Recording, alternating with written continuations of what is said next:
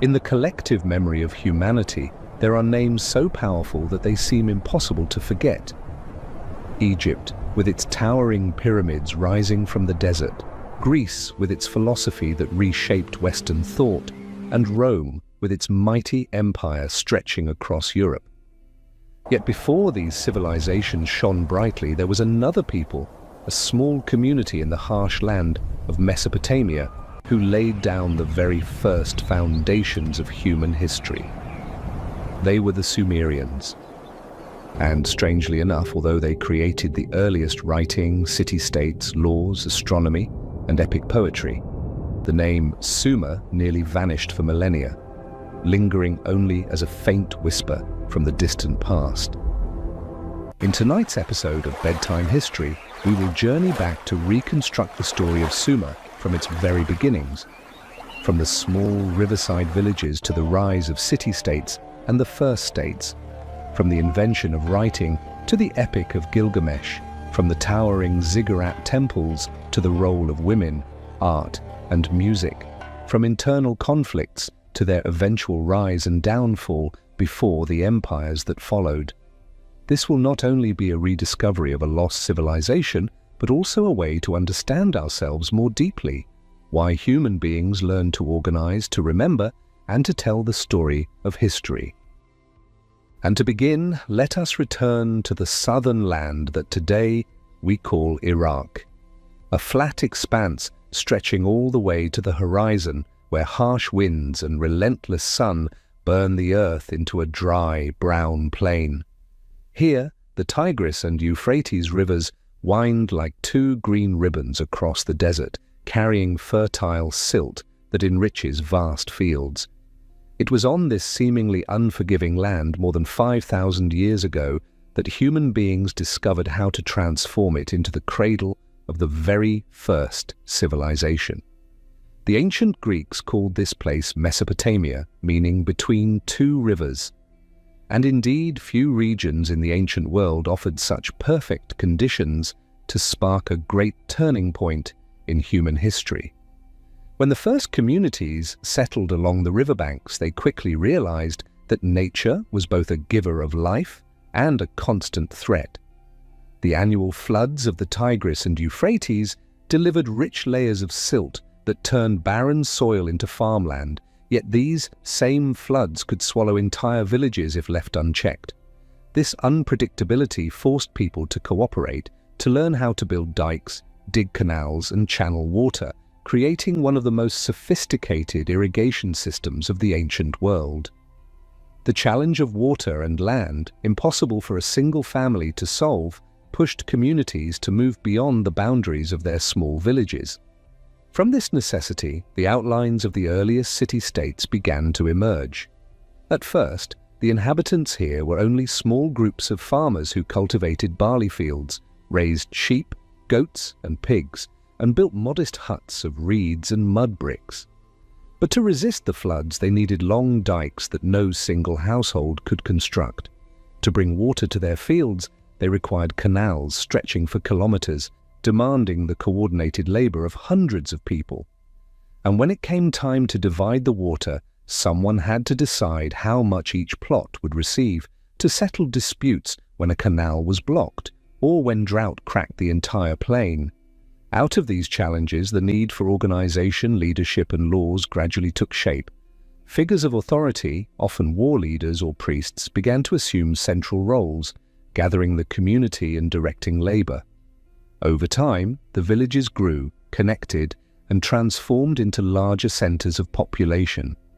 Archaeologists have uncovered evidence at Uruk, considered the first true city in human history, that its population may have reached tens of thousands by the 4th millennium before Christ. This number far exceeded that of any village at the time, turning Uruk into something entirely new, a city-state where inhabitants lived not only as kin, but as citizens of a wider community with political organization, laws, and a complex economic system.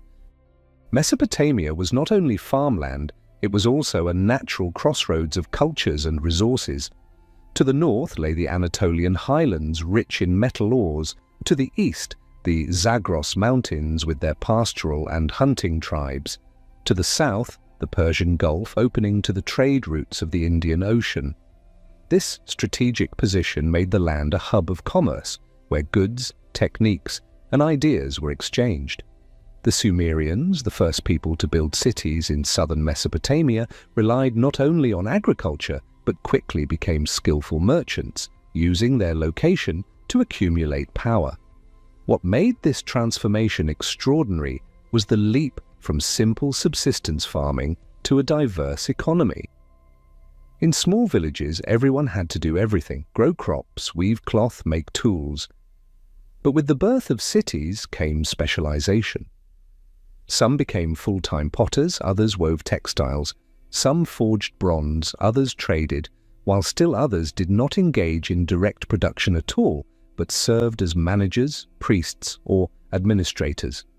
This division of labor allowed society to grow at an unprecedented pace, as each individual could devote their full energy to one field, improving skills and efficiency. Yet alongside this population and economic boom came new tensions. Land ownership, access to irrigation, and the distribution of grain created gaps between wealthy families and the poor. Local elites, often descended from chiefs or priests, accumulated power, while most farmers and artisans became dependent. Here lay the seeds of social inequality, but also the foundation for more sophisticated political institutions. A Sumerian city-state was not simply a large community. It was a complete social organism, walled fortifications to protect against enemies, massive temples at its center to symbolize connection with the gods, centralized grain storage facilities for reserves and distribution, and a class of officials to collect taxes, record transactions, and oversee production. In fact, clay seals found in Uruk and Lagash reveal that administrative offices already existed, where officials used seal impressions to control the flow of goods. The rise of the city-state was a true historical turning point. From small villages, people had created complex social machines where power, religion, economy, and culture were tightly interwoven. No longer bound by kinship alone, the city-state became an independent political entity with borders, government, armies, and above all, ambition to expand. But managing such a dense and complicated community could not rely solely on speech or memory. People needed a new tool to record laws, to track grain stores, and to preserve their collective memory. And it was from this need that one of humanity's most important inventions was born: writing. At the beginning, writing was nothing more than simple drawings that imitated objects. A cow represented by the outline of a cow's head, a jar of wine shown as a circle with a line across it. These signs were pressed onto small clay tokens, which were then sealed inside hollow clay envelopes called bulli to record transactions. Every time a farmer brought goods to the city-state storehouse, he would present one of these bulli as proof of how many animals or sacks of grain he had delivered. This was the earliest form of accounting, a seemingly ordinary necessity, yet one that opened the path to the birth of writing. Over time, the symbols multiplied and grew more complex. It was no longer enough to mark physical objects. Abstract ideas also needed to be recorded: numbers, dates, the names of people, and even the names of the gods. Drawing each sign by hand became clumsy and labor-intensive, which forced the Sumerians to develop a more efficient method. They began using a small reed stylus cut to a triangular tip to press into soft clay tablets and create wedge-shaped marks. From this innovation, the cuneiform script was born. At first, writing served only the needs of officials and priests. They used it to record the amount of barley in the granaries, the livestock belonging to temples, debts owed, or the number of craftsmen working for the city-state. But once the power of writing became undeniable, its use spread beyond accounting. Kings wanted their victories carved into memory, leaving messages for generations to come. Priests wished to preserve myths, rituals, and hymns. Merchants needed contracts for trade and ways to send messages to distant lands. Thus, writing was no longer just a tool of management, it became the medium of memory, culture, and authority. The wonder of it all is how, within just a few centuries, writing transformed how human beings thought about time and existence. Before, all memory depended on the spoken word, passed from one voice to another, vulnerable to distortion or loss. But with cuneiform tablets, words became fixed in clay, enduring across generations. Tablets recording grain deliveries, inscriptions describing battles, myths etched into stone. All of these became a doorway into the past, allowing us even today to hear the voices of the Sumerians from 5,000 years ago. Even more, writing carried an invisible power. It reinforced authority. Only a select few, those trained to read and write, could control information. The class of scribes became the backbone of Sumerian society. Trained from childhood, they spent each day carving hundreds of wedge-shaped signs onto clay. Their task was not just to write, but to ensure the very functioning of the city-state. Without them, grain could not be managed, taxes could not be collected, laws could not be proclaimed, and rituals could not be performed correctly.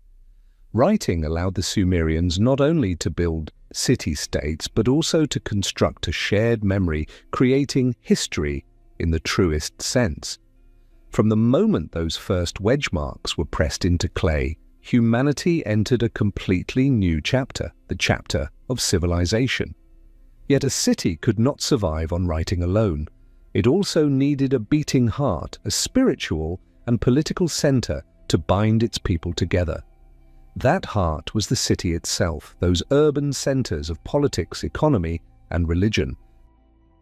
In Sumer, for the very first time in history, human beings created true cities, not merely villages that had grown larger, but centers where tens of thousands of people lived together, bound by systems of law, networks of trade, and shared beliefs.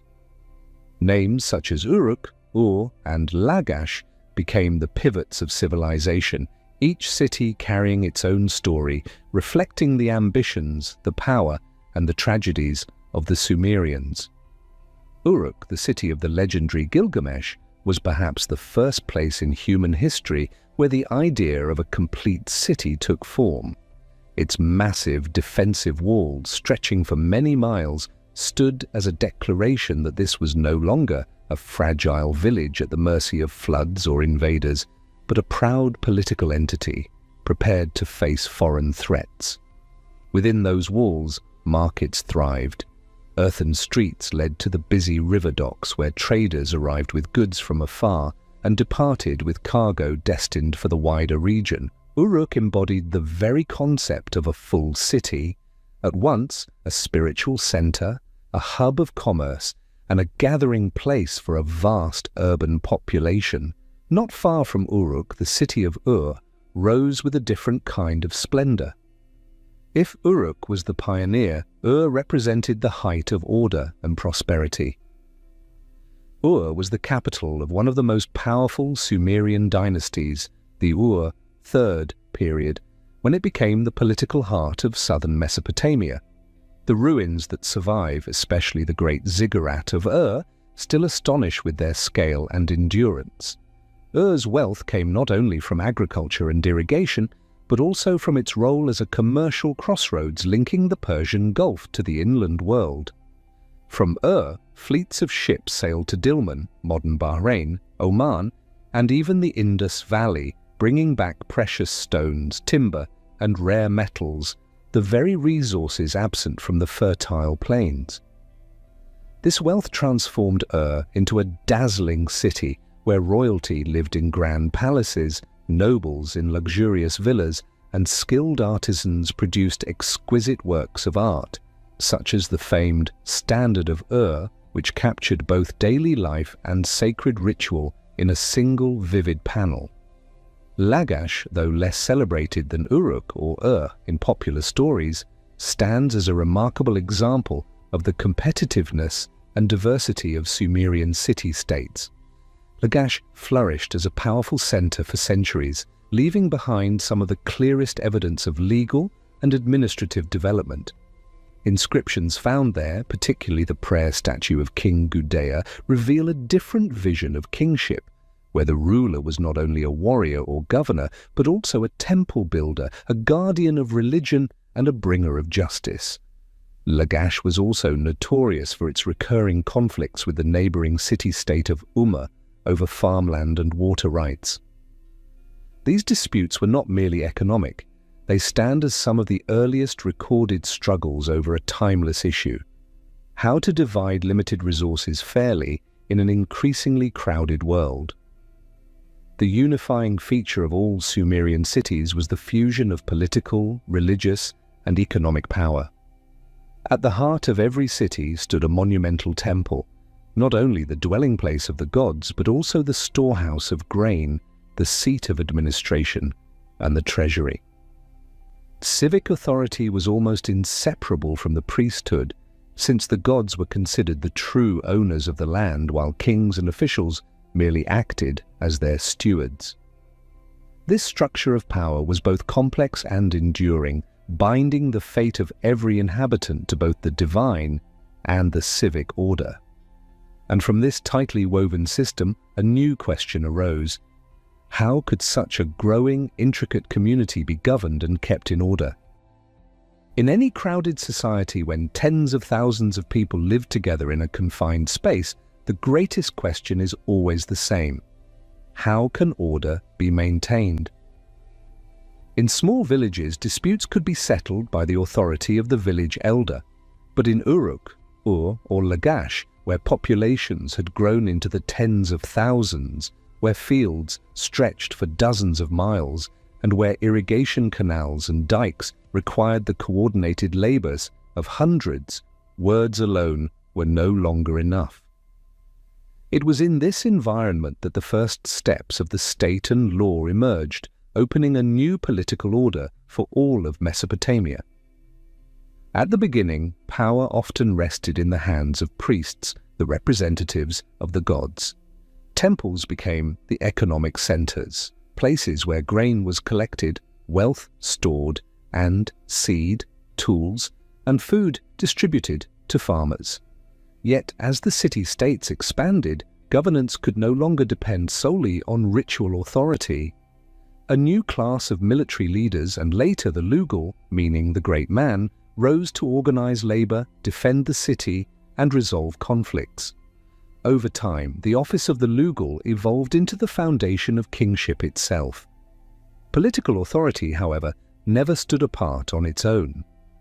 It was interwoven with religion and economics, forming a system that can best be described as a proto-state. Kings ruled in the name of the gods, temples functioned both as houses of worship and as centers of administration. Scribes, armed with clay tablets and reed styluses, became indispensable instruments of power, recording every transaction, decree, and inventory. Here, writing, the great invention, was put to use as the very tool that shaped and preserved social order. The early Sumerian state, therefore, did not resemble the modern nation-state. It was more like an extension of the family and community, but structured with laws and binding authority. The king was not only the commander of armies, but also the father of the people, the representative before the gods. Every decree, every construction, every war was understood as carrying out divine will. This fusion gave authority a legitimacy that was difficult to question, while also maintaining the cohesion of the community. Yet the birth of the state and the law also brought complex consequences. It reinforced social hierarchies. Kings, nobles, priests, and scribes stood above, farmers and artisans below, and slaves at the bottom of society. Power became a tool through which a small elite controlled the wealth and labor of the many. At the same time, it created opportunities for long-term growth. Law allowed trade to function securely. Government ensured that massive irrigation projects were maintained. Scribes preserved collective memory across generations. Still, a society cannot endure solely on military strength and dry codes of law. It requires a worldview, a metaphysical belief to explain why people must obey, why the harsh trials of nature occur, and why everything exists. For the Sumerians, the answer always lay with the gods, the divine powers who governed every wind, every river, every field, and the destiny of every human life. From this faith, a cosmic order was formed, binding human existence tightly to the sacred structure of the universe. In the Sumerian mind, the universe was layered, woven between gods and humans, between life and death, between order and chaos. Above all was An, the lofty sky, ruled by Anu, the god of the heavens and ultimate authority. Beneath lay Ki, the vast earth, the realm of the goddess Ninhursag, also called Kai, mother of all living things and source of fertility. Between these two realms stretched the space of human life, governed by Enlil, the god of wind and air, one of the most powerful figures in Sumerian mythology. Below them all was Ur, the dark underworld, where the souls of the dead dwelled. It was not a paradise of joy, but a somber shadow where every spirit, rich or poor, was destined to go. The Sumerian cosmos was a divine cosmos. Every natural event was explained through the will of the gods. When the rivers rose in flood, it was the anger of Enki, the god of water and wisdom. When drought scorched the land, it was punishment from the agricultural deities. When war broke out, it was believed to be the will of Inanna, the goddess of love and war, embodiment of both creation and destruction. Thus, human life could never be separated from the divine. Each harvest, each birth, each battle was framed as part of the gods' designs.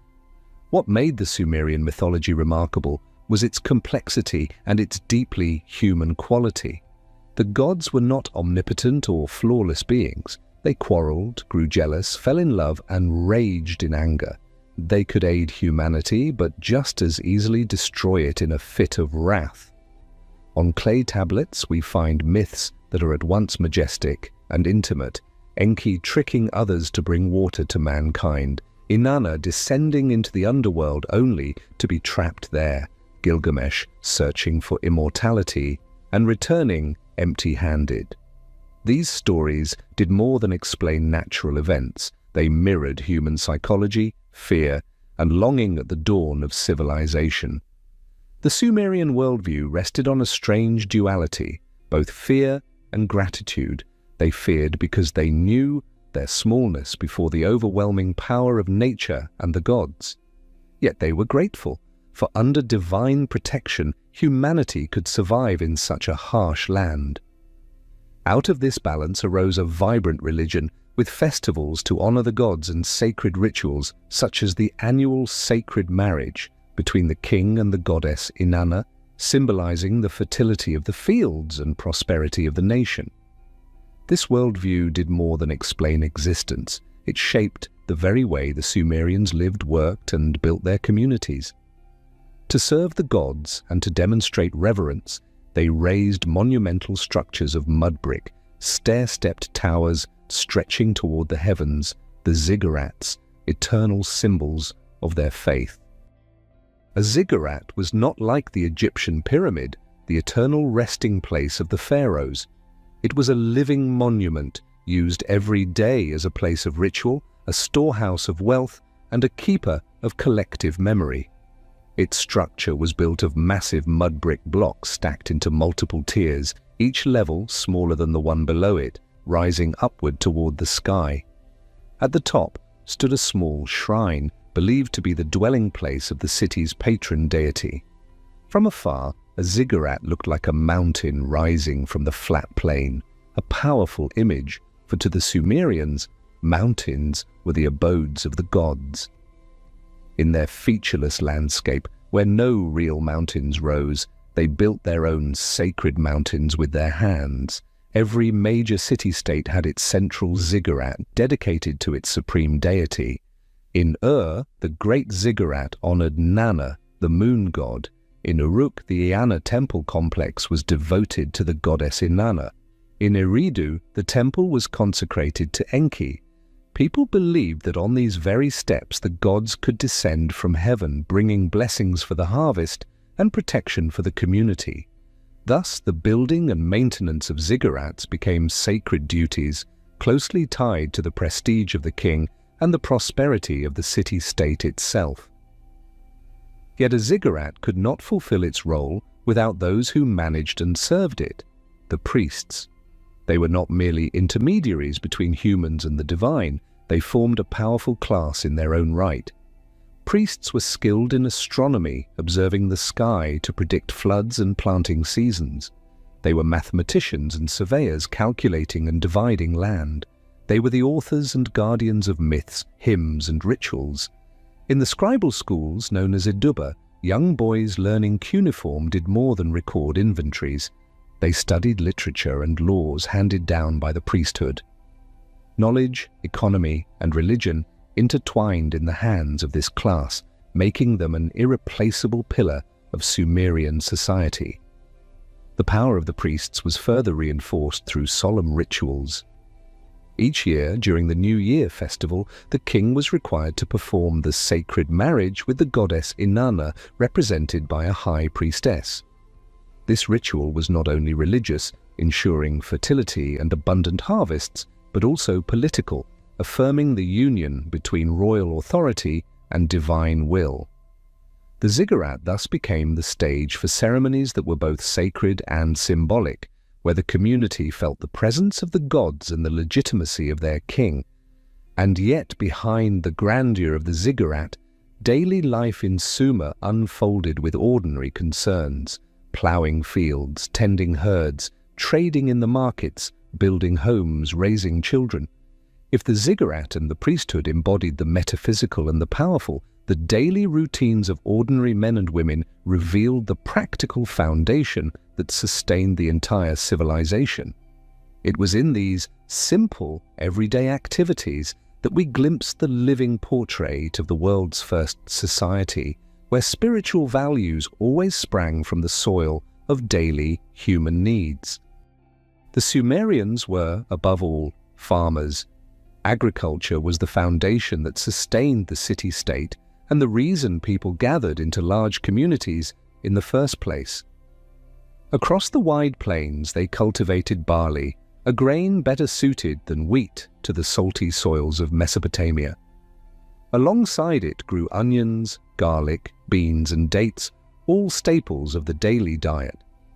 Their fields were complemented by herds of livestock, oxen to pull ploughs, sheep and goats for milk, wool, and meat. A Sumerian farmer rose before sunrise, guiding his oxen and wooden plough tipped with bronze, while irrigation canals carried water from the rivers into his fields. Farming here could never be separated from irrigation.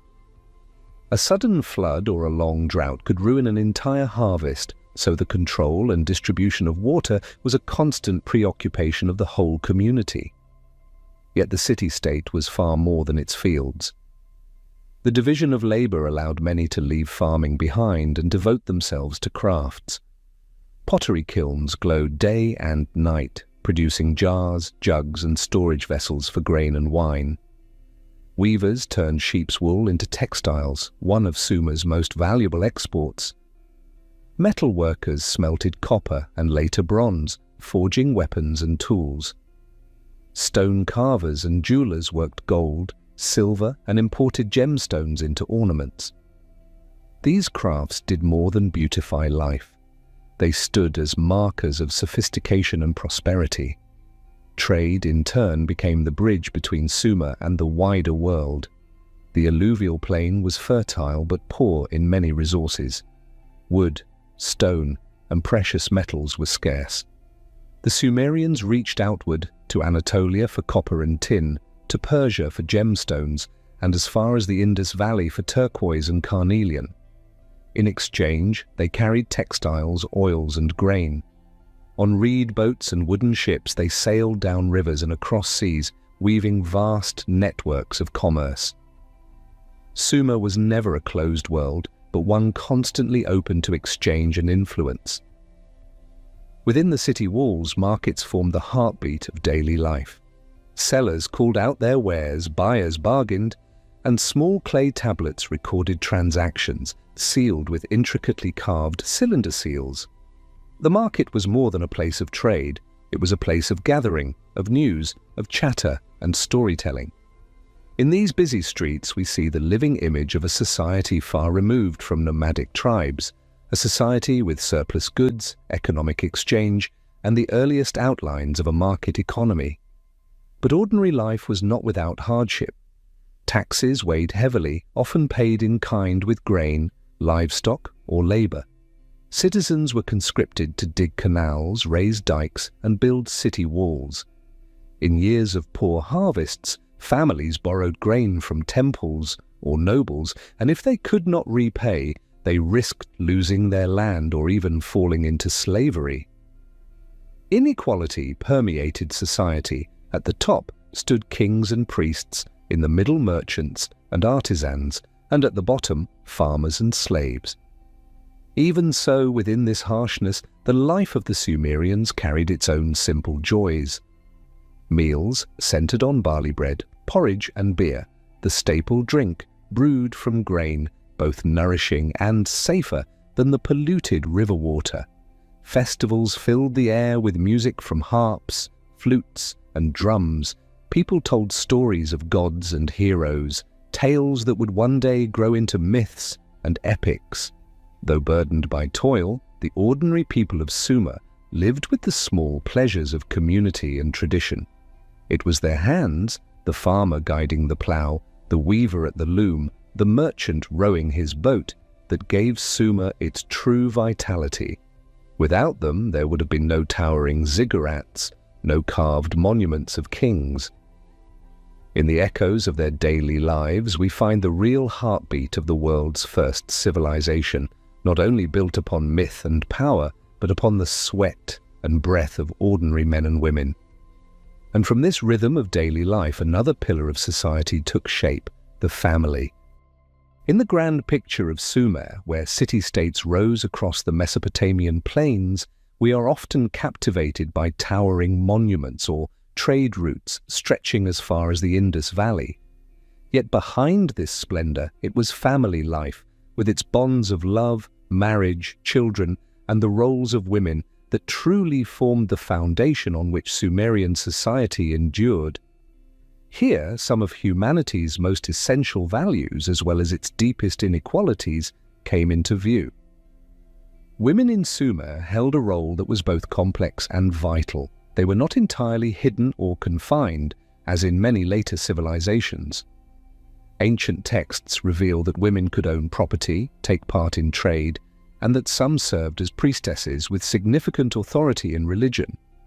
In Uruk, the goddess Inanna, the embodiment of love, war, and fertility, was the city's patron deity, and the sacred marriage ritual between the king and Inanna's high priestess was considered essential for prosperity.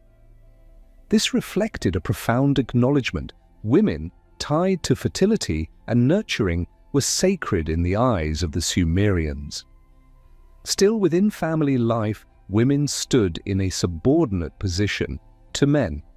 Marriage was not simply the union of two individuals, but above all, an arrangement between families.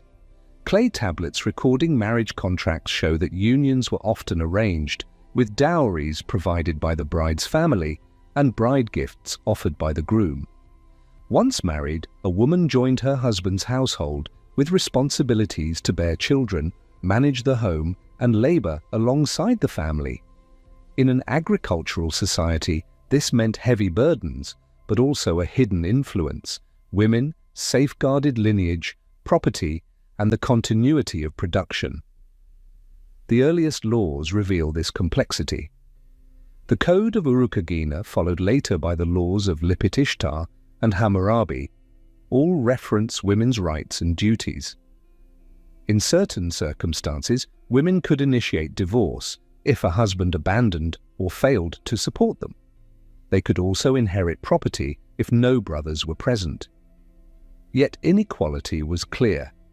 A wife's adultery was punished severely, while husbands could take concubines or slaves without violating the law. Children were regarded as the greatest treasure of a household. Having many children ensured the continuation of family lines and provided more hands for the fields. From an early age, children were guided into family trades. Sons followed their fathers into the fields or workshops. Daughters learned weaving, pottery, and household tasks from their mothers. Some children, however, were sent to the Aduba schools to learn writing with the hope of becoming scribes, a prestigious profession that could elevate the entire family's status. Education thus carried the potential for social mobility, though only a few could access it. Marriage also carried deep religious meaning. The sacred marriage ritual was not only symbolic for royalty, but also expressed the belief that the union of male and female mirrored the cosmic order. During spring festivals, music, beer, and love were woven into communal celebrations, reflecting harmony between humans, gods, and nature.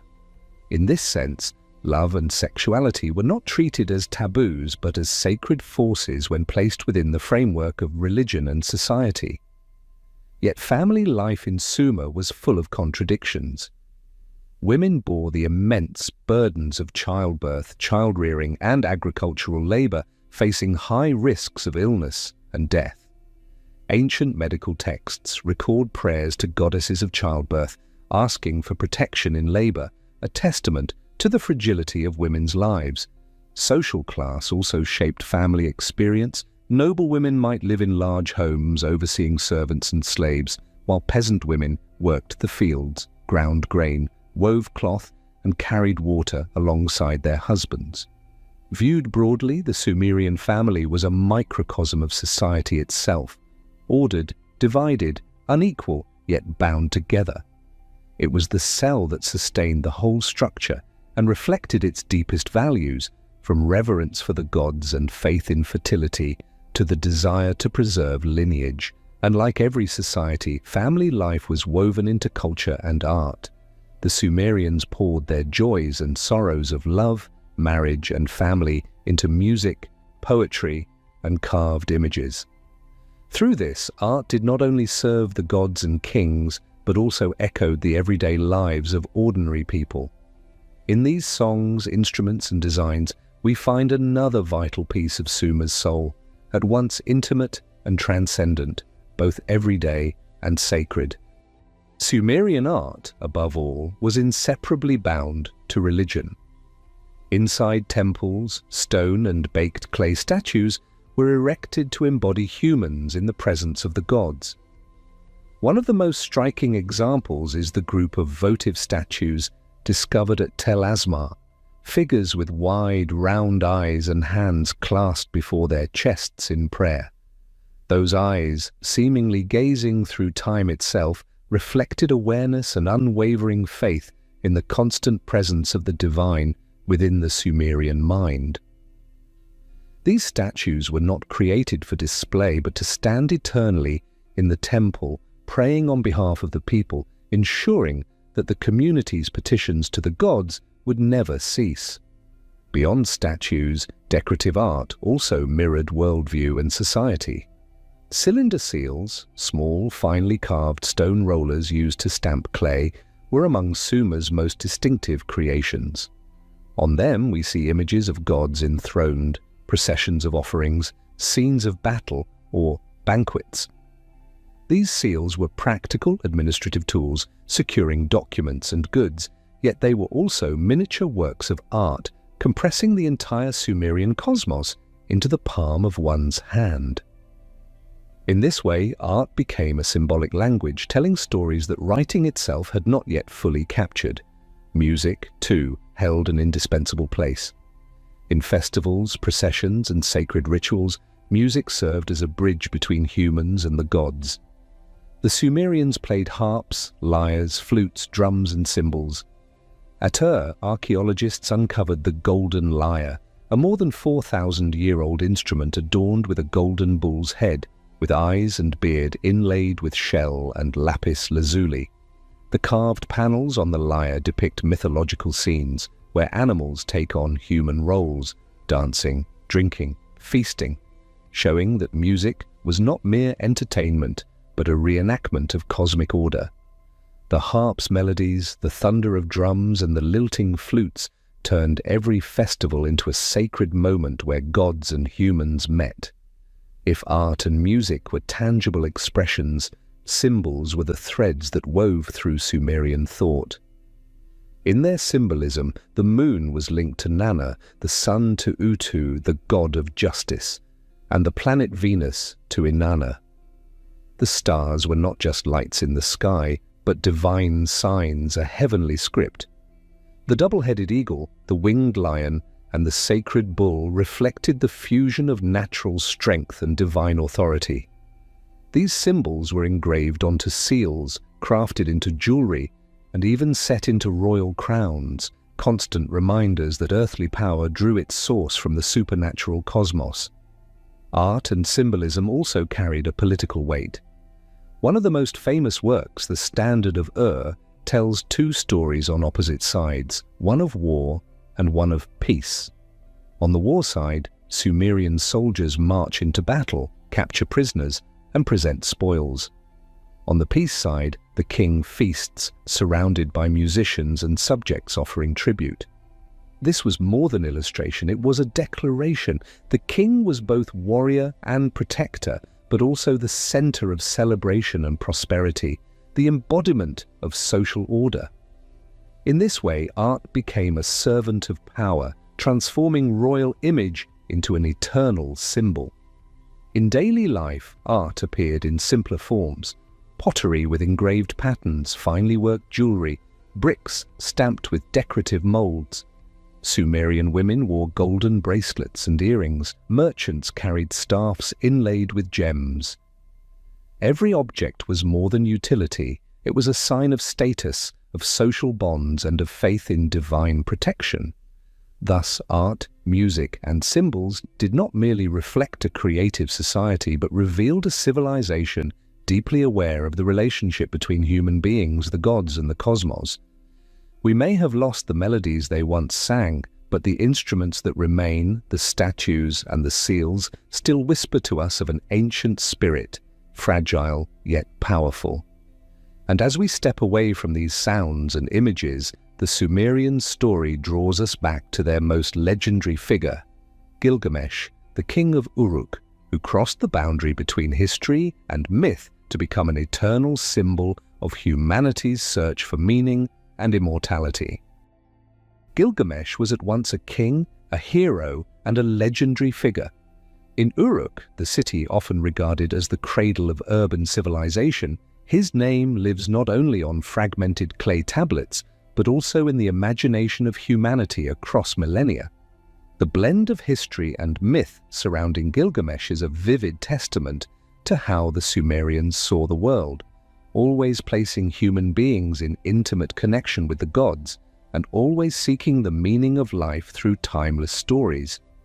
According to tradition, Gilgamesh was the fifth king of Uruk, ruling during the 3rd millennium before Christ. Ancient texts describe him as 2/3 divine and 1/3 human, a figure of extraordinary strength and wisdom. This greatness made him both the embodiment of royal power and a symbol of humanity's longing for immortality. Yet beneath the layers of myth, many scholars believe Gilgamesh truly existed. His name appears on the Sumerian king list, and archaeologists have uncovered inscriptions crediting him with the construction of Uruk's massive city walls, one of the greatest architectural achievements of its time. When we recall Gilgamesh, we remember not only a king or a hero, but also Uruk itself, the place where humanity first began to tell its own story. Yet Uruk did not stand alone in an empty plain. Across Mesopotamia stretched countless other centers of power, each city-state with its own patron deity, its own ruler, its own laws. Sumer was never a unified nation. It was a constellation of city-states, Ur, Uruk, Lagash, Kish, Umma, Eridu, small universes existing side by side, often in tension. This fragmentation produced a landscape rich and dynamic, but it also sowed the seeds of endless conflict, making it difficult for Sumer to sustain lasting stability. Conflict most often arose from Sumer's very lifeblood, land and water. The Mesopotamian plain was fertile, but also prone to salinization and dependent on careful irrigation. A single canal could feed an entire city, but if diverted or blocked, it could starve whole communities. As a result, city-states frequently clashed over control of waterways. The rivalry between Lagash and Umma is one of the most famous examples. For generations, these two neighbors fought bitterly over a strip of fertile borderland. On carved stelae, we see King Eannatum of Lagash boasting of his victory over Umma. Yet only decades later, Umma reclaimed the same land. The conflict was a cycle without end, a loop that no side could escape. Beyond resources, city-states also competed for political and religious supremacy. Kish once claimed to hold divine kingship, but Uruk under Gilgamesh challenged that claim. Later, the third dynasty of Ur rose to dominance, only to be followed by Akkad under Sargon. The throne of Mesopotamia never belonged to one city forever. It passed continuously from one ruler to another through war. This constant shift revealed both the flexibility and the fragility of Sumer's political system, dynamic and inventive, yet weakened by the absence of enduring unity.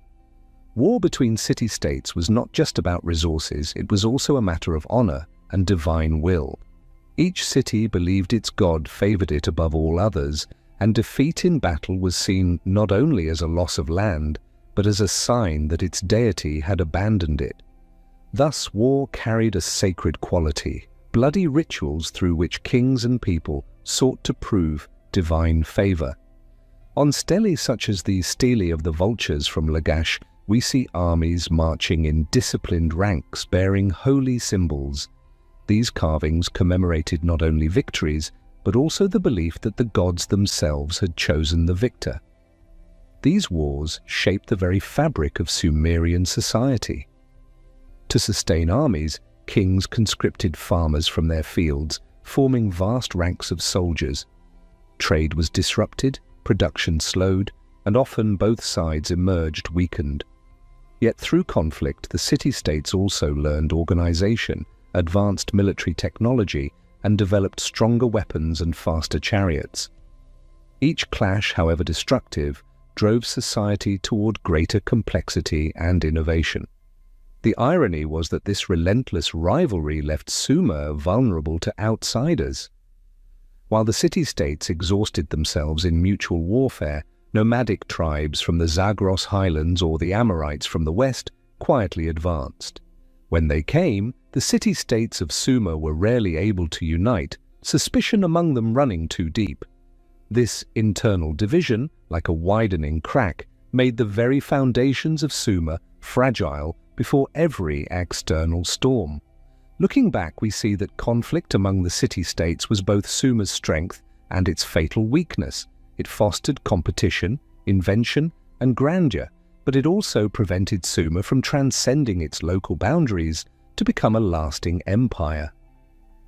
For centuries, Sumer shone brightly, like a constellation of many stars, yet it never became a single sun. And it was precisely in this fractured landscape that a new figure emerged, one who would change everything, Sargon of Akkad. Though not a Sumerian himself, he became the first to unite the city-states into a far-reaching empire. His rise marked a turning point. From scattered fragments, Mesopotamia would, for the first time, experience the power of a unified realm. Akkad is not as familiar a name as Ur or Uruk, for archaeologists have yet to identify the exact location of the city. Yet in the memory of history, Akkad was the cradle of a dynasty that ushered in a new age. The Akkadians spoke a Semitic language, unlike Sumerian, and it was this blending of cultures that breathed new life into Mesopotamia. Around the 24th century before Christ, while the Sumerian city-states were still locked in their endless struggles for power, Sargon, a man of humble origins, stepped onto the stage and transformed the entire political landscape. Legend says Sargon began as a gardener for the king of Kish, or perhaps as a cupbearer at the royal court. Some stories tell of his infancy when he was set adrift on a river and rescued by a gardener, details that echo later myths of Moses or Cyrus. Whatever the truth, Sargon rose from the lowest ranks to the pinnacle of power, a rare feat in a rigidly stratified society. Through cunning and ambition, he seized authority in Kish and quickly expanded outward. Sargon was more than a warrior. He was a brilliant organizer. He conquered one Sumerian city-state after another, binding them under a central authority. Uruk, Ur, Lagash, Eridu all fell in succession. Yet he did not stop there. His empire stretched northward into Syria and Anatolia, with some records claiming his armies reached as far as the Mediterranean Sea. For the first time, a political entity expanded far beyond local boundaries, reaching from the Persian Gulf to the western coasts of Asia. To rule this vast territory, Sargon created an administrative system without precedent. He appointed loyal officials to govern each city, established networks of communication across roads and rivers, and used cuneiform writing to manage resources and issue decrees. He also maintained a standing army, unlike the seasonal militias of earlier Sumer, ensuring that his power rested not only on charisma, but on enduring institutions. What is remarkable is how quickly Akkadians and Sumerians blended. The Akkadians adopted cuneiform writing, Sumerian myths and rituals, while promoting their Semitic tongue as the new language of administration. The result was a unique synthesis. Sumerian culture was preserved and disseminated more widely than ever before, while the Akkadian language became a unifying tool. Through Sargon, Sumerian civilization escaped its local boundaries and entered a broader regional stage.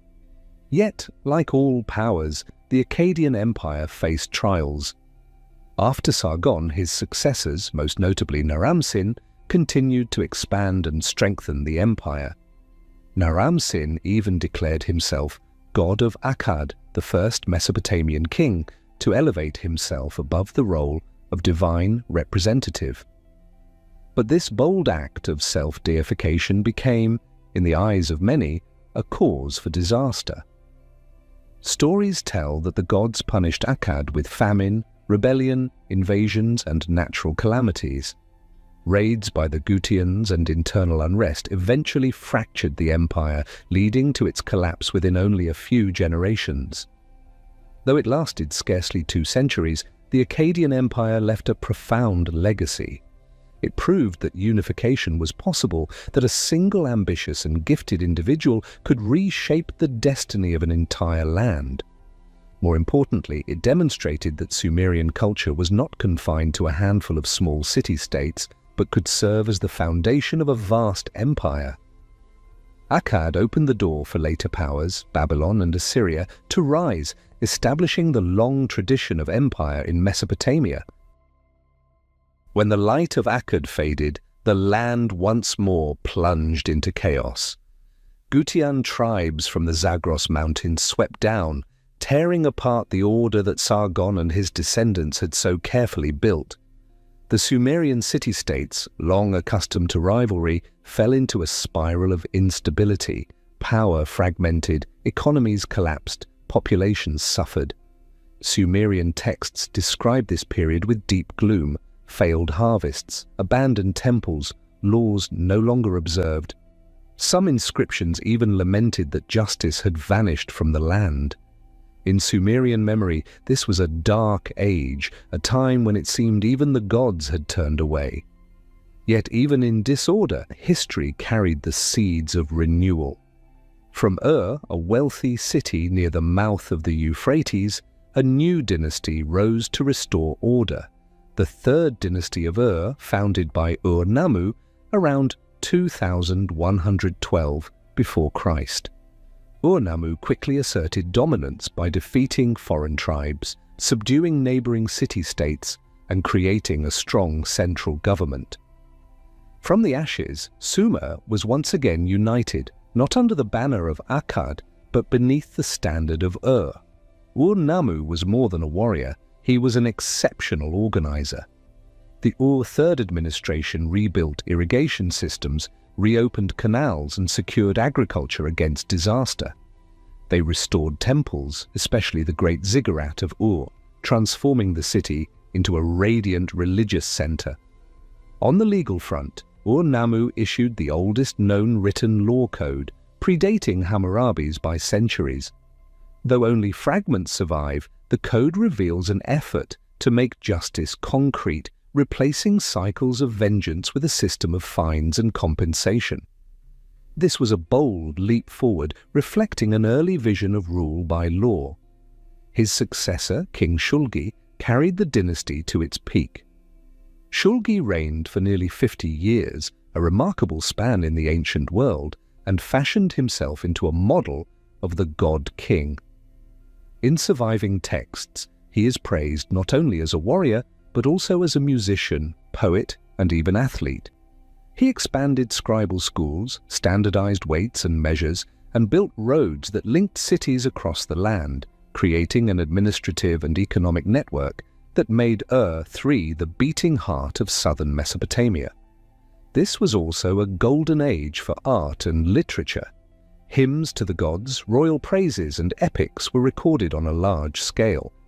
The Sumerians once again felt the favor of the divine after long years of disorder. For roughly a century, Ur-3 brought rare stability and prosperity to the land, yet shadows still lingered on the horizon.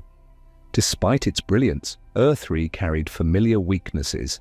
Its administrative system, though detailed, grew cumbersome, prone to bureaucracy and corruption. Endless military campaigns to hold its borders drained resources. Amorite tribes pressed from the west, Elamites from the east. By the reign of Ibbi-Sin, the last king of Ur-3, the state was exhausted, unable to withstand mounting pressures. In 2004 before Christ, Elamite armies stormed Ur, ending the dynasty in devastation. The fall of Ur-3 closed the final chapter of Sumer's golden age. Afterward, the Amorites rose to establish Babylon, inheriting and reshaping the Sumerian legacy in their own way. Yet what matters most is that Ur-3 proved the Sumerians' resilience, that even after collapse, they could rebuild and create brilliance anew. It was a reminder that history never flows in a straight line. It oscillates between ruin and rebirth. When Ur-3 collapsed, Sumer entered a decline from which it would not recover. Its once magnificent city-states shrank, absorbed by emerging powers. And yet, before vanishing from history's stage, the Sumerians left behind enduring gifts, intangible but everlasting tools that continued to nurture and shape the civilizations that followed. Among the Sumerians' most remarkable legacies was their knowledge of mathematics, astronomy, and the calendar. These were not abstract pursuits, but the fundamental frameworks that allowed people to measure the world, to organize time, calculate space, and follow the rhythms of the cosmos in order to predict the future. With these systems, crowded societies could function, harvests could be planted and reaped at the right moment, and laws and rituals could unfold in order. Even today, we live according to conventions first conceived 5,000 years ago on the floodplains of Sumer. The Sumerians did not develop mathematics to solve abstract equations, but out of practical necessity, managing grain, dividing irrigation water, calculating taxes, and constructing buildings. From these needs, they created a distinctive numerical system, the sexagesimal system, based on 60. For us, the number 60 is so familiar that we scarcely notice it. 60 seconds in a minute, 60 minutes in an hour, 360 degrees in a circle. All of this derives from Sumerian thought. The base 60 system, with its ability to divide evenly into many smaller numbers, 2, 3, 4, 5, 6, and so on, proved immensely useful for measurement and calculation. Clay tablets reveal that they worked with fractions, square roots, and even primitive quadratic equations. Alongside mathematics, astronomy flourished. Over the vast Mesopotamian plain, the night sky stretched boundless and dark, an eternal book for the Sumerians to study. This was not done for amusement, but for survival. When would the floods arrive? When should seeds be planted? And when should crops be harvested? Such questions drove them to observe the movements of the sun, moon, and stars. They recognized the lunar cycle and created months of 29 or 30 days. They divided the year into 12 months based on the moon's phases, and to adjust for the solar year, they occasionally added an intercalary month. This was the forerunner of the lunisolar calendars used by later civilizations. Sumerian astronomy was never separated from religion. Each celestial body was seen as divine. Venus belonged to Inanna, the sun to Utu, the moon to Nanna. Observing the heavens was therefore both proto-science and astrology. Priests read the movement of stars to foretell omens, to decide when to march to war or when to hold festivals. Though their observations were mingled with belief, these records laid the groundwork for both Western astronomy and astrology. Through this, the calendar became the rope binding communities into a shared rhythm.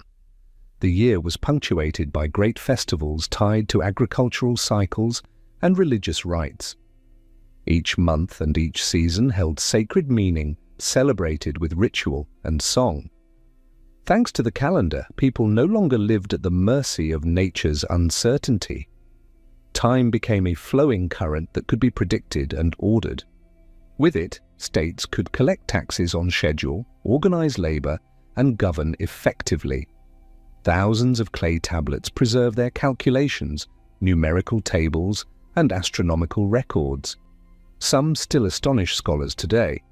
One tablet shows a deep understanding of right-angled triangles, another contains a close approximation of the value of pi. Though not modern science, they testify to the sharp intellect and relentless observation of the Sumerians. We still live within the framework they created. We count time in hours, minutes, and seconds. We divide circles into 360 degrees. We organize societies with calendars they first devised. Each time we glance at a watch or plot a point with coordinates, we hear the faint echo of Ur, Uruk, and Lagash. And yet this knowledge was never only about measurement or administration. It was also a tool to master nature, to feed tens of thousands of people on a demanding plain. Here, irrigation, the craft bound to Sumer from its very beginnings, emerges as living proof of their collective genius. The Sumerians built vast irrigation systems, carving canals that stretched for many miles to draw water from the rivers into the fields. From the great channels, smaller canals branched out, leading finally to narrow ditches that watered each plot of land. Dikes were raised along the rivers to contain floods, while sluices and gates were designed to regulate the flow.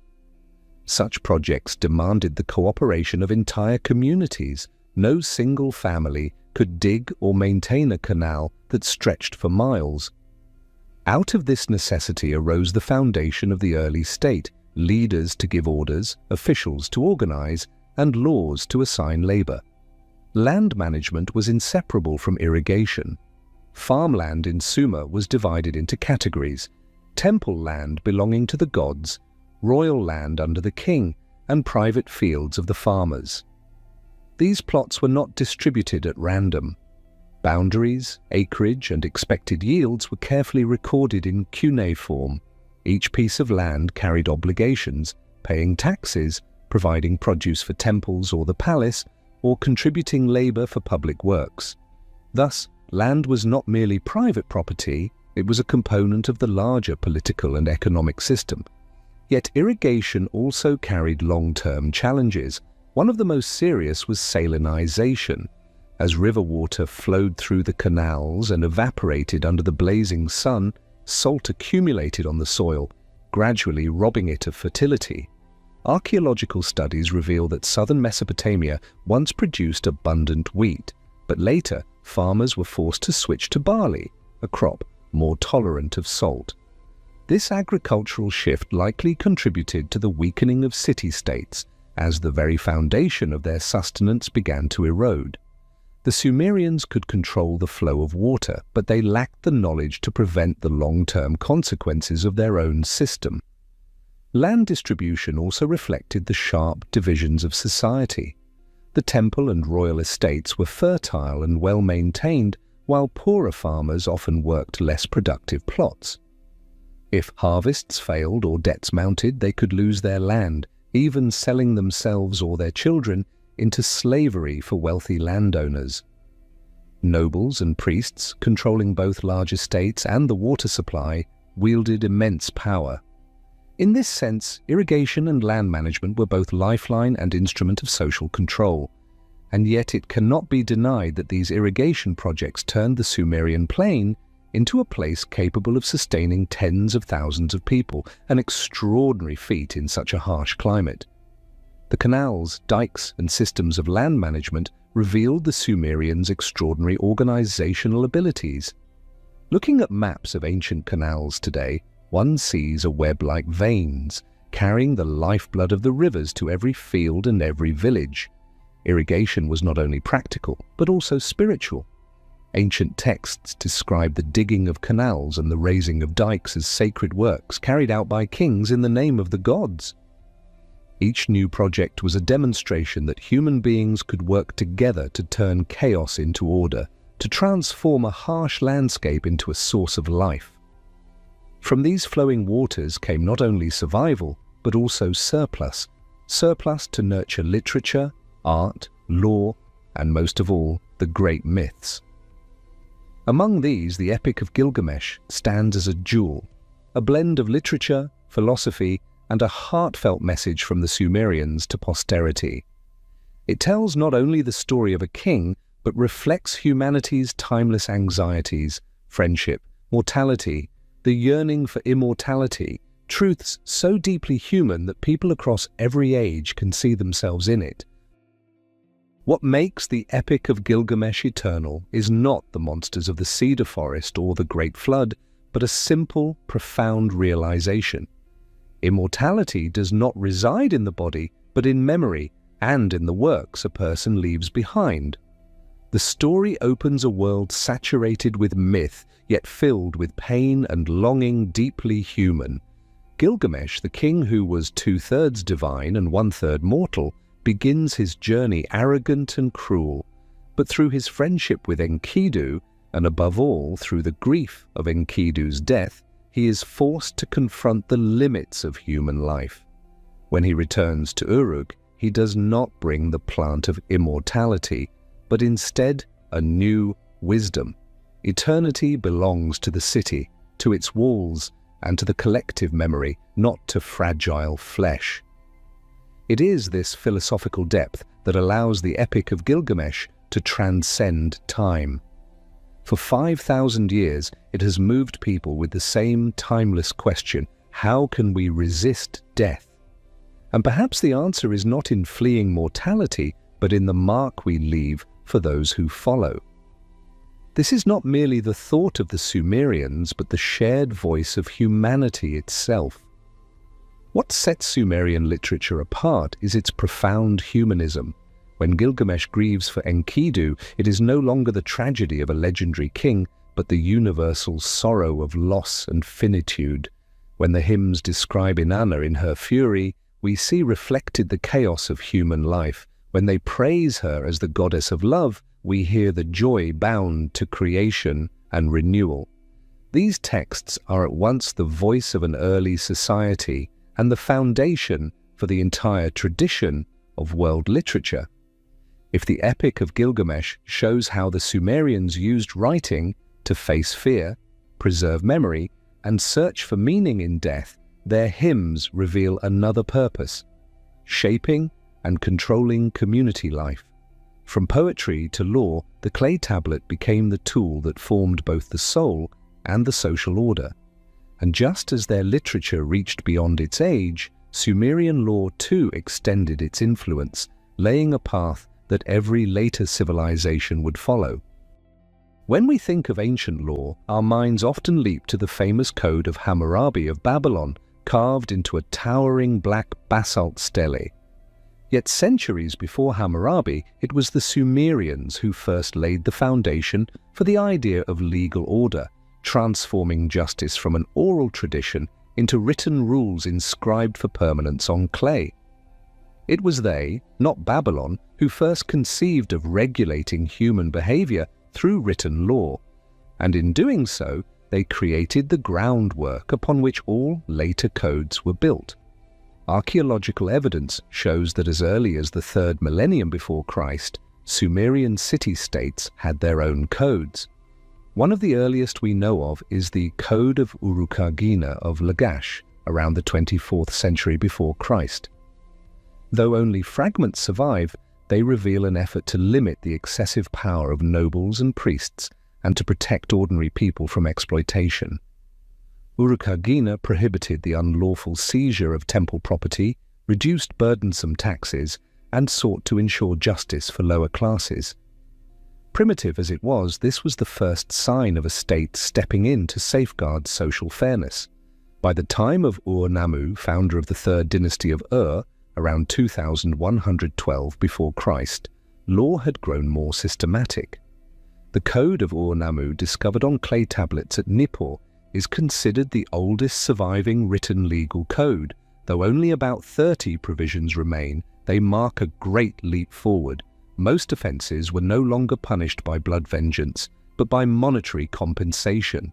For example, if a person caused injury, the law prescribed a specific fine in silver rather than direct retaliation. This was a fundamental change, shifting justice from the emotional to the rational, from personal to communal. The laws also reflect the stratified nature of Sumerian society. Free citizens, slaves, women, and children each had defined rights and duties under the law. To modern eyes, such distinctions may seem unjust, but in that time, acknowledging these differences gave stability to society. Law did not only protect the powerful, it also gave the powerless a framework within which they could appeal, however limited. Successors after Ur-Nammu, such as Lipit Ishtar of Isin, around the 20th century before Christ, also issued their own codes. The Code of Lipit Ishtar, written in both Sumerian and Akkadian, broadened legal scope to cover property ownership, debt, marriage, and slavery. These texts show that Sumerian law was not the creation of one ruler, but a continuous tradition, each generation building upon the work of the last. What is striking is that Sumerian law was not only coercive, it was legitimizing. Each code began with a prologue in which the king declared that he issued the laws by divine command to bring justice to the people. This tied royal authority to divine will, presenting law as part of the cosmic order. When a judgment was enforced, it was not merely the state's decree but the god's will manifest. Placed beside Hammurabi's code, Sumerian law shows a clear line of continuity. Hammurabi did not create from nothing. He inherited a tradition centuries old. His achievement was to systematize, expand, and elevate it into a political monument.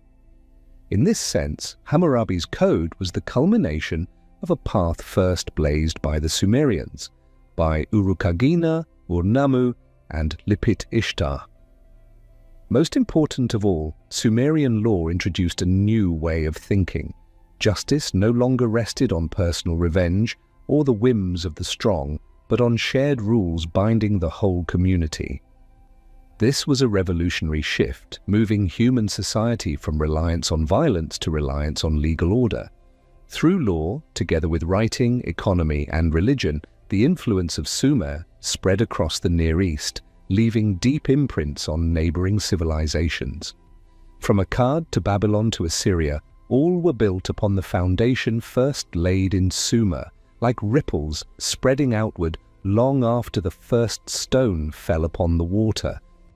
If we look closely, many elements we often associate with Babylon, Assyria, or even later Greece, in fact trace their roots back to Sumer. The most direct influence appeared in Akkad.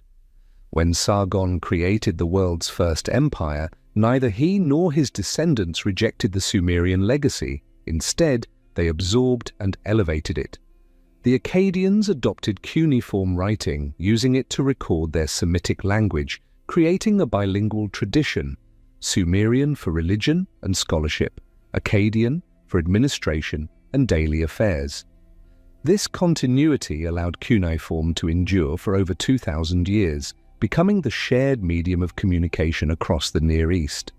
The impact is even clearer in Babylon. Under Hammurabi in the 18th century before Christ, the kingdom built firmly upon Sumerian foundations.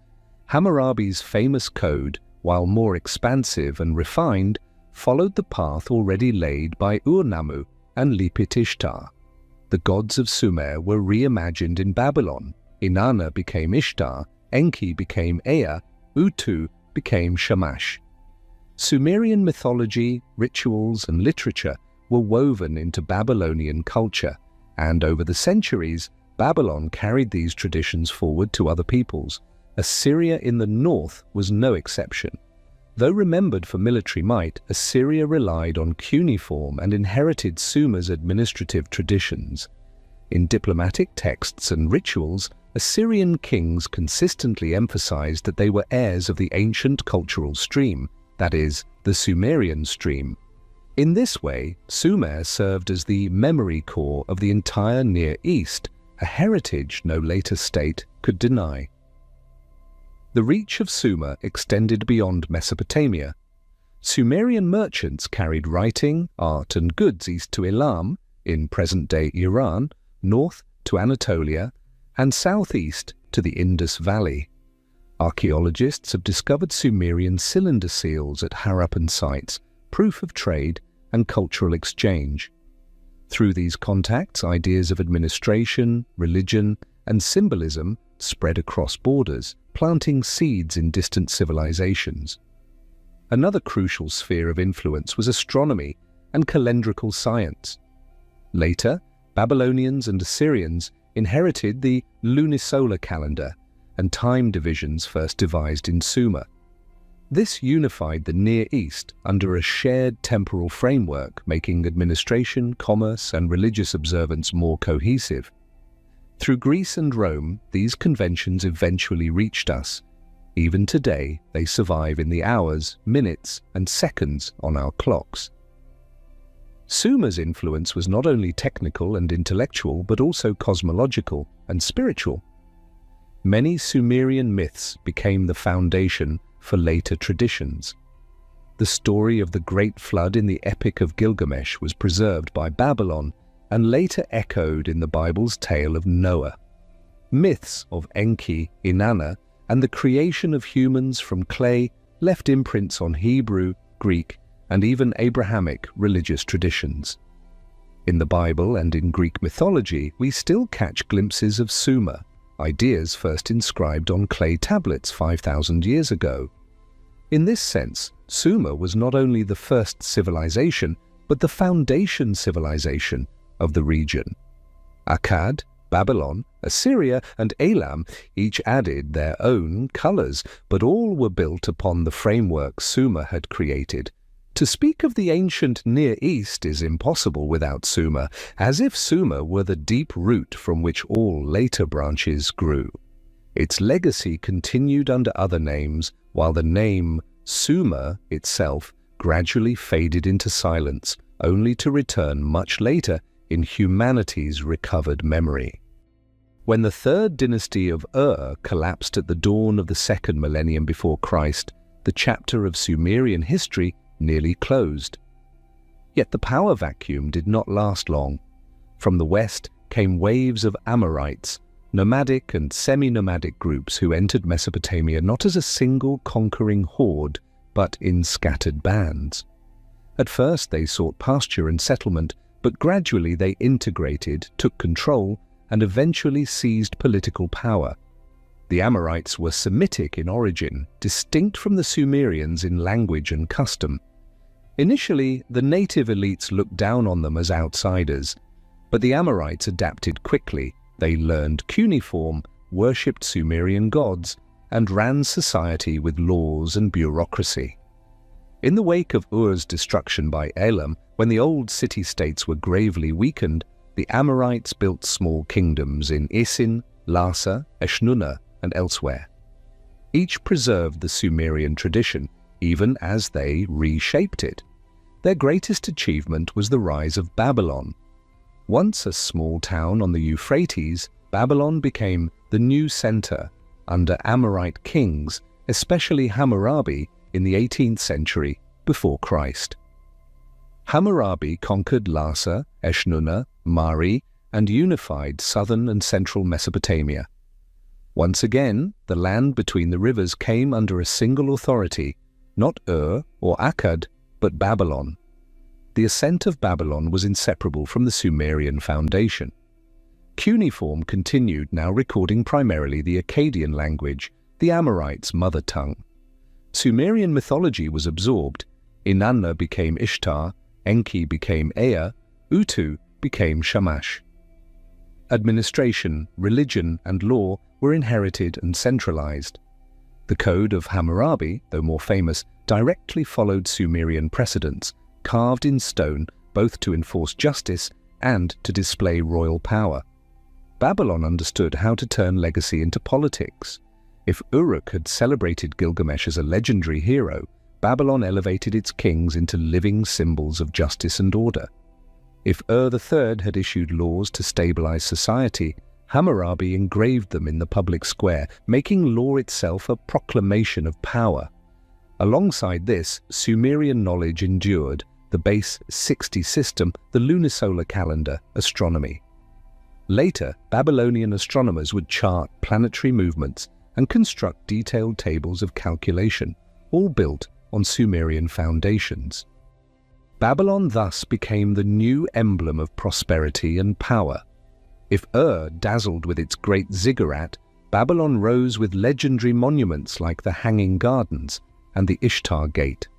Through these symbols, Babylon declared itself both heir to Sumer and its surpasser. Yet Babylon's rise meant Sumer's distinct identity faded. The Sumerian language became a dead tongue used only in religion and scholarship, like Latin in medieval Europe. The old city-states shrank into provinces under the new capital's shadow. The very name Sumer disappeared from political texts, replaced by Akkad or Babylon. One of history's greatest ironies is that the very people who pioneered civilization, who invented writing, law, the city-state, and the first epic, vanished earliest from human memory. The Sumerians did not disappear in a single day, or year, or battle, but faded gradually like morning mist, leaving their imprint on others' cultures while losing their own name. This erasure of memory began with the rise of the Amorites and Babylon. Akkadian replaced Sumerian in daily life. Sumer survived only in the phrase Sumer and Akkad, before vanishing entirely, supplanted by Akkad and Babylon. By the 7th century before Christ, the Assyrians remembered Sumer only as a distant echo. Even their myths and epics copied into Akkadian obscured their origins. Inanna became Ishtar, Enki became Ea. The Epic of Gilgamesh, born in Uruk, survived mainly through Babylonian and Assyrian copies, leading later generations to believe it belonged to those successor cultures. As the name Sumer faded, its legacy endured. Sumerian law paved the way for Hammurabi. Their astronomy and calendars lived on in Babylon. Their cuneiform script, though written in Akkadian, retained its Sumerian structure. Their myths and epics were retold across generations. The Sumerians disappeared from politics and language, but not from culture. For millennia, however, humanity forgot they had ever existed. The Greeks and Romans never knew of them. The Bible mentioned only the vague Shinar. To the medieval world, all that remained were mounds of broken bricks lying silent in the Iraqi desert. No one suspected that beneath the dust lay the civilization that had first drawn the line between prehistory and history, It was not until the 19th century that the truth returned. European archaeologists, driven by a passion for the Orient, began excavating Mesopotamia. At first they sought to confirm the Bible, but soon they uncovered clay tablets inscribed with strange signs unlike any known language. These wedge-shaped marks, cuneiform, were eventually deciphered, thanks especially to the Behistun inscription. And in the oldest texts, one name appeared again and again: Sumer. The discovery was stunning. Long before Babylon and Assyria, there had been an independent people speaking a non-Semitic language, leaving behind a massive archive. Excavations at Ur, Uruk, Lagash, and Nippur gradually revealed the splendor of a civilization lost. When Leonard Woolley uncovered the royal tombs of Ur in the 1920s, filled with gold, silver, gems, and musical instruments, the world awoke to the richness of a society that history had forgotten. This rediscovery was not just an archaeological triumph, but a shock to human understanding. It forced history to be rewritten. Civilization had not begun in Egypt or Babylon, but earlier in Sumer, the people who first bridged the gulf between prehistory and history. Yet even then, another question lingered. If even the first known civilization could be forgotten for thousands of years, how certain can we be that Sumer was truly the first? Or was history always more complex, with multiple centers rising side by side, Sumer simply leaving the clearest mark? Scholars generally agree that Sumer emerged very early in the 4th millennium before Christ, with the culture of Uruk leaving a profound mark. Yet at the same time, other complex societies were also rising elsewhere. Along the Nile, Egyptian communities had developed agriculture, built temples, and by about 3100 before Christ had unified into a state under the first pharaoh. In the Indus Valley, in present-day Pakistan and India, the Harappan and Mohenjo-Daro cultures built large urban centers with advanced drainage systems, fired brick houses, and even city planning. In China, the Longshan culture and later the Shang dynasty revealed early elements of civilization, metallurgy, writing, and ancestor worship. So why is Sumer often called the first? The main reason lies in writing. The Sumerians are the earliest people for whom we have clear evidence of systematically recording language in a written form, cuneiform. Writing transformed memory into text, turned laws, contracts, and hymns into something that could outlast generations. Egypt also developed hieroglyphs at roughly the same time, but Sumerian cuneiform is considered more systematic and far-reaching, eventually becoming the international language of the Near East. In the Indus Valley, we find inscribed symbols on seals, but since they remain undeciphered, it is unclear whether they were a true writing system or simply trademarks. Another reason Sumer carries the title first is its model of the city-state. By around 3200 before Christ, Uruk may have had a population of 40 to 50,000, an enormous figure for that time. The city had defensive walls, temples, residential quarters, and marketplaces, forming a template for urban life. Compared to this, settlements elsewhere were far smaller. That is why Uruk is often called the first city in history. However, many modern scholars caution that the notion of first reflects a 19th century Western perspective, when archaeology focused heavily on Mesopotamia and Egypt. In reality, centers of civilization emerged simultaneously in different places, each with its own character. To call Sumer the first civilization may be accurate if we focus on writing and city-states, but it oversimplifies a much more complex picture. Some argue that emphasizing firstness obscures cultural interconnections. The Sumerians did not live in isolation, they traded with Iran, Anatolia, and even the Indus Valley. Certain ideas and techniques may have traveled into or out of Sumer rather than appearing entirely independently. Archaeology suggests that civilization never developed along a single straight line from one point, but rather through a web of interactions among multiple centers.